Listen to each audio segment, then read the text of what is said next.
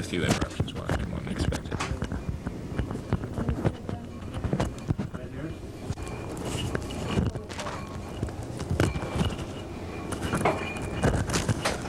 So how's the tour been treating you? Pretty good, Just yeah. got started, I understand. Yeah, about 8 days. 8 dates so far. 8 shows. About 2 weeks we've been here. Where have you been like the last few days? We've been in Phoenix, been in Los Angeles, did 2 nights at the Greek and the Pacific Amphitheatre. And we did San Jose, Concord, Lubbock. Love it. Mm-hmm. So now here. Then we go on to the Midwest after this. Is the, I guess I would gather New York will be at the end of the tour. New York will be 29th of November, so we finish the 16th of December. Now, have the tickets already gone on sale for that? I understand you sold out Radio City Music I think Hall. so, yeah. Right, that's gone. The 2 nights at the Greek and the Costa Mesa show sold out, which was about 15,000 in over the 3 days, so that was quite pleasing, you know. And you've already done this venue before, an outdoors. The venue, when I did it last time, it was much smaller. It was much, they tell me they've rebuilt a lot of it, they've redone it. Yeah, they've added seating and made it a lot larger and a lot more accommodating. It's about 3,500 as a basic, and then it goes onto the lawn. So, yeah. Have you done your sound check yet, or you? No, I'm going to go do it after this. After this. Yeah. Is this your only outdoor show, I would imagine? No, we did Concord was outdoors, 2 nights at the Greek were outdoors, Pacific Amphitheatre was outdoors. I like outdoor gigs, as long as the weather's not too. Yeah, it doesn't rain. We've been raining every day. I don't know if anyone had told you that. How long? 4 Scott? Yeah. Okay. All right. Adamant, take 1. Wyatt Magnum, interviewee. Otis Fisher Productions.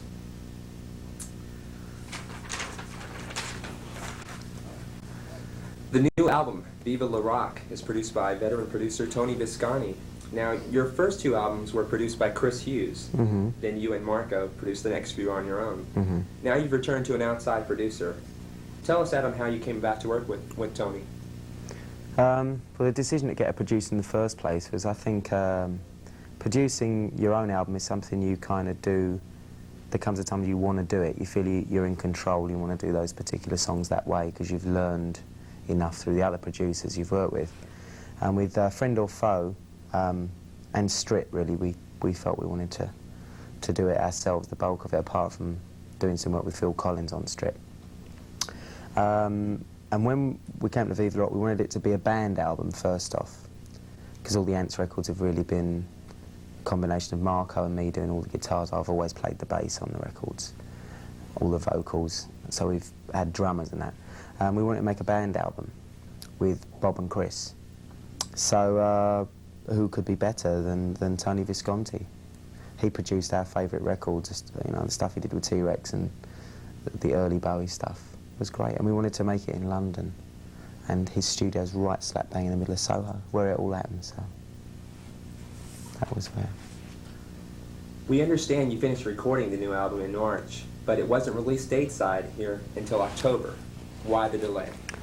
Well, because I wanted everything to be as perfect as I could make it. I think when you produce albums at the rate we have, and records at the rate we have, after the Strip tour, I felt I wanted to take at least a year to make the album, and we did. We wrote the album very slowly, carefully, waited until Visconti was available, really took our time. When the album was finished, I wanted to do 2 very good videos. I wanted to be in total personally responsible for the artwork, the album cover, shooting it all, and that took a great deal of time to just get the correct photographer, to get all the, you know, the photographs tinted up, to get the typography correct, and to do very much a labour of love on it. So Viva Lorac is really, you know, taken me longer than I think people would normally assume a record to take, but that's the way it has to be now. How are we doing on the questions? Doing fine. Okay. Tell us how you came to work with 2 of your current sidemen, Count Whistling, and Chris De Niro. Yeah, well, they'd been, I had an 8-piece band, which I toured with Friend or Foe and Strip, which was 2 drummers, 2 guitarists, and keyboard player, there were a lot of guys on stage, and I enjoyed that because after Adam and the Ants was first of a 4-piece, then a 5-piece. Then when I came to America, I felt I wanted to do a sizable show, and I used brass, and I really enjoyed using brass. And then when we decided to make this album, we decided we wanted to just have a very much a nitty-gritty sound, very raw. So the basic basis of that was there with the drummer, Cal Vichlin, who toured with me on 2 American tours, and with Chris De Niro too, who'd also done that. So I just took those 2 guys as the basic skeleton, and put the band together. We have, in fact, when we play live, 2 girl singers who are called the Vivas, and Tammy and Terry, and they help me provide the vocal sound. But you know, that's I think it's always good to work with as basic a unit as you can, and it's harder, but it's a test. Adam, you've been involved in some acting roles lately, including a small role in the film Nomads, and the title role in a stage production in England, entertaining Mr. Sloan, as well as this week's episode of The Equalizer. Equalizer, yeah. Yeah. What's on the horizon as far as your acting career is concerned? Well, I think I don't know, on the horizon is just to keep going. I think I want to take my time with acting. I've separated it totally from music. Always have tried to do that. That's why it's taken so long for the work to come through. Making my acting debut in the theatre, I think, was one of the most challenging and scary things I've ever done, but with a play as good and excellent a writer as Joe Alton. I was very surprised to be offered that at that stage in my career. And it was in a very reputable English theatre, the Royal Exchange Theatre, which is like a national theatre. So it was such a test that, having gone through that through 10 weeks afterwards, it was like being put in the Marines. You eventually come out a soldier, you know, you've got to, however dumb you are. So I went through this crash course, and I loved every second of it. It was wonderful. And with Nomads, that was just really a cameo. That took place before Sloan, and it was really doing Nomads and seeing that there wasn't really the acting being offered there, that I did entertaining Mr. Sloan. And then after that, surprisingly, along came CBS with the offer of The Equalizer with Edward Woodward, which I read the part of de Gramont, and I thought I could do something with it, so I did it. You know, I enjoyed that as well. That was great, but totally different from theatre, and then the other things. So in the horizon, now I think I would like to do a film, because it would be an area I've never worked in seriously yet as an actor. I've dabbled, you know, stood there and looked tough. Great. But you can do that in music videos, which is the best place for it, I think. Because music videos, much more fun, they're exciting, and you can be totally tyrannical, you know. You've recently switched management companies, Adam, to Miles Copeland, who also handles the Police. Has this switch also influenced your acting career, as it seems you're following in the footsteps of Sting by tackling smaller roles and building your career upon that stage? Well, I think with management, you grow. The time to be involved with someone of Miles Copeland's stature, I think, arrived. He approached me and said, you know, what are you doing, after I'd parted company with my previous management, which was very much a family situation and was very mutual. And with acting, so I'd been involved with acting as early as 1977 with Jubilee. So in a way, I've been watching what Sting's doing and been very impressed with it, because it seemed to have, you know, been a very natural progression for him. By starting in the theatre was really my way of catching up. And I'm not really asking anybody to get me this or that. I think you get yourself what you're going to get. I think destiny provides. Having a good manager never does you any damage, because it's another person to come through the door and say, hey, this has come up.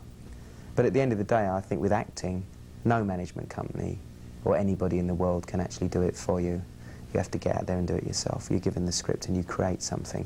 My relationship with Miles is based on business, profession, and the fact that I actually admire him as a person. Adam, we understand you wrote the storyboard for the now infamous Honda scooter commercial with Grace Jones. Tell us how you became involved with that project. Yeah, that was, well, I was very lucky. They were a very young, quite competitive and production company that were given the project by Honda. And they approached me with the idea of this commercial, which was very, I don't know, not at the time. It was a bit of a risk also because it's not very rock and roll to do that kind of thing. A lot of people would look down their noses and say, that's terrible, a singer doing that. But when the name of Grace Jones came up, apparently what had happened was she'd been offered the same thing, and when my name came up, she showed interest, so it was kind of a mutual thing. And they wanted two outsiders, very much on the outsides of things, to come together. So they spoke to her about it, they spoke to me about it. I was on tour and they asked me about, they gave us the lines. They had the stuff worked out, but it was just, because I've always storyboarded the videos, I thought of it sort of as coming in at angles, and they were kind enough to incorporate both Grace's and my own input into the project. That's why it worked, because I think we were so relaxed when we did it. I mean, the 3 minutes took, we were in the studio, it was 105 degrees in there, and we were in there for a solid day just to get those 30 seconds. And there were so many takes, but each take was, I mean, the takes they actually used were outtakes, really. The ones that, the regional ones where you know, she bites my ear was totally spontaneous. That was Grace. You know, so, and the giggles and the looks and everything in there was totally spontaneous.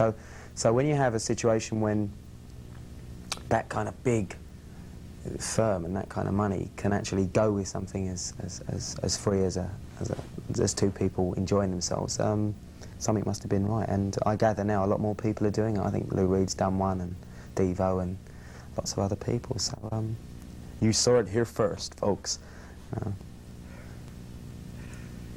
Adam, tell us a bit about your stage show. We understand you put up quite a bit of your own money to build the set. I put up all my own money. It's all my own money. I always have. I think it's a good idea because, you know, I think people sometimes go to the show and they think, well, who does all this? Who's responsible for this? And I think it's great if the artist is. It's not financially, it's crazy. It's suicide. I will not make, if I sold every show out, you cannot make money. The idea is to give the audience what you think they want and to grow as an artist, and you can only do that if you push yourself, and you can't push yourself, you know, you've got a space and people have paid to see you, and I think it's great to put in that space something very exciting. And this show has taken me, it's not so much the money, it's the time. It's taken 5 or 6 months to just get the people, the best people in the business, put this show together. People that are responsible for the stage set, designed the wall for Floyd, they did Emerson, Lake and Palmer stuff years ago. They're the best people, and the crew's the best. And to see it come together, and then to do the rehearsals and then go out on the road, you know, you suddenly got this challenge set, you've suddenly put it together, and all the coffee table talk stops, and there it is, and the audience just, you hope they're going to like it. It's like putting together a Raiders of the Lost Ark and hoping the public are going to enjoy it. And I figure that if you earn money from what you do, it's great to be able to put it back in and see it and feel it, because you can see it in their eyes and you can feel it. It's great. What other surprises can we look forward to in the stage show? I don't know. I mean, there's starts with a bang, ends with a bang, and a lot happens in between. You know, every night's different. Every night's totally different. It's very improvised, and also the audience have made me feel relaxed enough now to be able to talk to them in a way I never thought I could. And especially being in America, it makes a difference, because it's like a second home now, and I feel the audience is very much warm towards me. And when you speak about whatever's, you know, on your mind, or whatever happens that night, because something always happens that night, and you're playing a guitar and a brassiere flies on and sort of hangs on your you know, on the neck of your guitar. I mean, you don't plan that. You know, what do? You know, somebody runs at you at 15 miles an hour and sort of stuck. I mean, they're the things that you can expect to see in one of my shows, and how I handle them, or if I handle them. What does the immediate future hold in store for Adam Hand? Well, I'm out here trying to really put 100% into every show, and to hope that people listen to Viva Lorac with an open mind and come and see the show with an even opener mind. I'm not going to go away, and I'm not going to sink, and I'm not going to disappear, so it's really very important to enjoy it, and it's very important that the audience feel that enjoyment coming from you. And I think if you're happy in your work, that's the greatest thing you can, I think, seek out, and that's what I'm seeking out. These last 3 questions I'm going to ask you, I'd like for you to try to re-answer them rephrase the question as opposed to what I'm saying is that you won't hear my question. Okay. So when I answer you the question, I'd like for you to come back at me with the question. Mm-hmm. Right. Coca-Cola. What is the worst thing that has ever happened to you on the road? The worst thing that has ever happened to me on the road took place in East Germany. I was going on a train, the Trans-Europe Express, to Berlin. We were doing a show in Berlin. This is 1978. And they have these very tacky sort of bunks that fold down. Hello, come in. And they fold down the side of the thing, and you climb up to them. And I was in the 4 of us were crammed in this one carriage. And it was about 3 o'clock in the morning, and you're travelling through East Germany. And it's pretty dodgy, because these guys suddenly, you're stopped, and these guys come in and want your passports, and it's terrible. And I was climbing up to my bunk, and all I had was my underwear, I had my underpants on.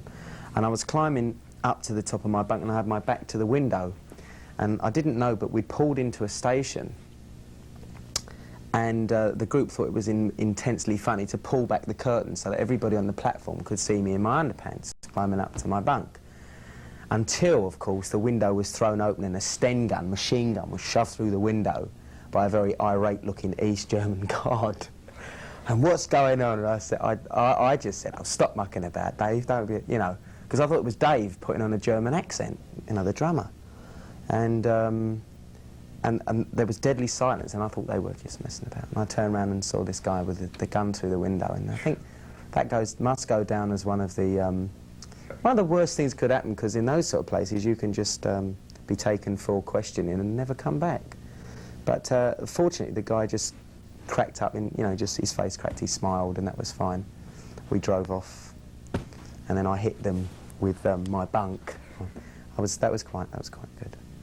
That was enjoyable. What is the best thing that has ever happened to you, Adam, on the road? Best thing that ever happened to me on the road? What would be the best thing to ever happen to me on the road? That's very difficult, because emotionally there's always things that happen. I think every night when you get that warmth, you go out on stage and it's just crazy. The feeling, I think after the show every night when you've done it, that feeling, you get in the car, and that's a wonderful feeling. Apart from that, I'd say to do, I think the Motown 25 was a moment, a wonderful moment, because it was in the middle of a tour and it came up, and being asked to do that was fantastic. I mean, with just everybody I'd ever listened to as a child or been influenced by, the greats, the late great Marvin Gaye, and suddenly you're there performing. I couldn't believe it. That was quite something. The last question, also rephrase it after I give it to you. The last question is, what is the one thing that you never forget when you go on the road? The one thing I never forget when I go on the road is to bring some English tea bags with me, because if I did, I think I'd be lost, totally lost. And, there are certain key things that you should never forget when you go on the road, which you tend to leave at home or in a hotel. But as long as you've got tea and your phone book and things like that, you're all right. And a good book. You need all those things, but try not to forget those. And my trousers, of course, which is, you call them pants, we call them trousers. But that's always a good thing. It doesn't do very good to turn up an interview with no trousers on. Marco's done it a couple of times, but that's why we stopped him doing interviews. But I try to.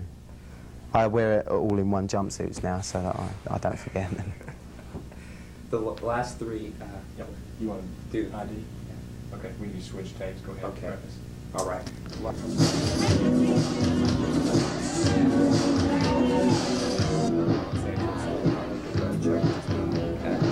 With the executive producer is Irv Goodenough, who you might be familiar with. He's produced Huey Lewis's Heart of Rock and Roll, Starships Laid on the Line. He's a very well-respected video producer there.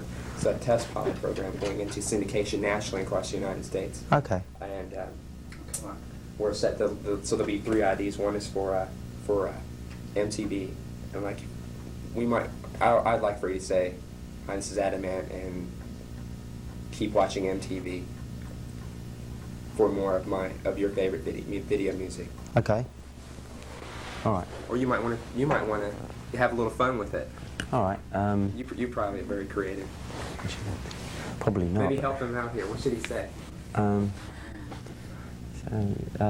Is it keep watching MTV? Sure. Or you're watching MTV? You're watching MTV in stereo. I'm Adam Ant.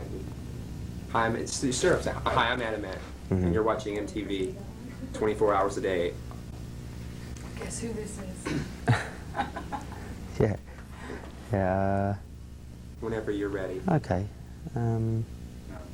It's in stereo. All right.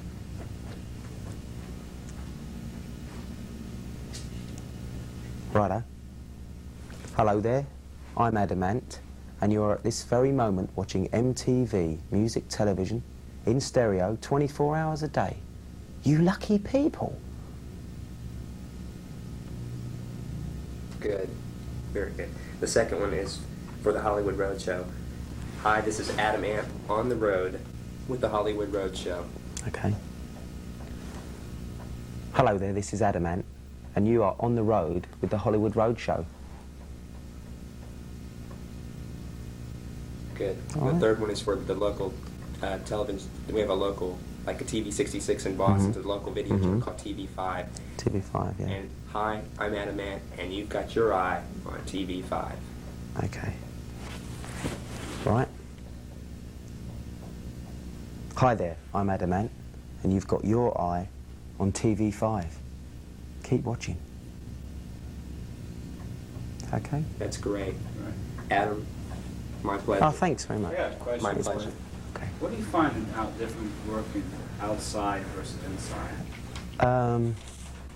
The heat, it's quite. I mean, you steam. That's a start.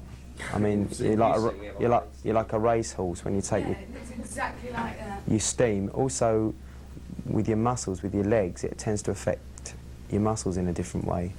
You find it's towards the end of the show, it's a lot more. You know, you sweat a lot more, and you tend to after the show feel really, really whacked, as opposed to indoors where there's just heat, because the heat is lost. Just keeps coming. Like they cover racehorses up. But in all, I find the sound much better. I find it much better acoustically. Sounds great from outside. On stage, it's good as well. Outside? Outside, yeah. Yeah, different sort of depth. Well, the volume doesn't smash, It doesn't. doesn't smash back on you. It's Yeah. it's sunk into the audience. It just sort of goes out on a very broad level. I have to ask you about the Equalizer one. Backtrack 1 second. Yeah. Who did you base your character upon? It would look like quite a bit about like Tony Manero from Scarface. No, I based him on a couple of people that I know in London. Oh, really? Well, Personally? I don't actually know, but the look of it, the She's moves. shaking her head, yeah. There's a couple of people, I don't want to mention them because I'll end up in court, Where the films were not rolling here. but they're not. A couple of people that are out now. They're Yeah. out now. Oh, they were. Okay. we had quite. We were so sad though that you were. In the end, you were. You know, the end of it. But the writers say he didn't die. Oh, okay. There's talks going on now about the life support Oh, machine. yeah. Well, that's. Well, what you we're- see, he was shot with a knife Yeah, here. which was a. You all I have have exactly what that was. That was a knives, pylon ballistic knife. It didn't go into the I know what heart. that Got that was. looking down in there. It was too high for the heart, And when he died, I mean, the blow of that thing, the shock would knock you out. So but I don't think he died, neither do the writers. Just saw for a while. You never know. You may not have seen the end of... If you think Francis de Gramont was bad, you should see his brother, Billy Joel de Gramont. Oh, no. Oh, yeah, or his twin brother, right? Yeah, that's the way it's usually done. Jim Barb de Gramont. Jim. No, it was... no, I don't think he died. We'll soon know. We'll see. We don't want to take him anymore, so you've got to head out there. Yeah, got to go and do the... Thank you. Thank you. Do come. Great. Do come and see it. I'll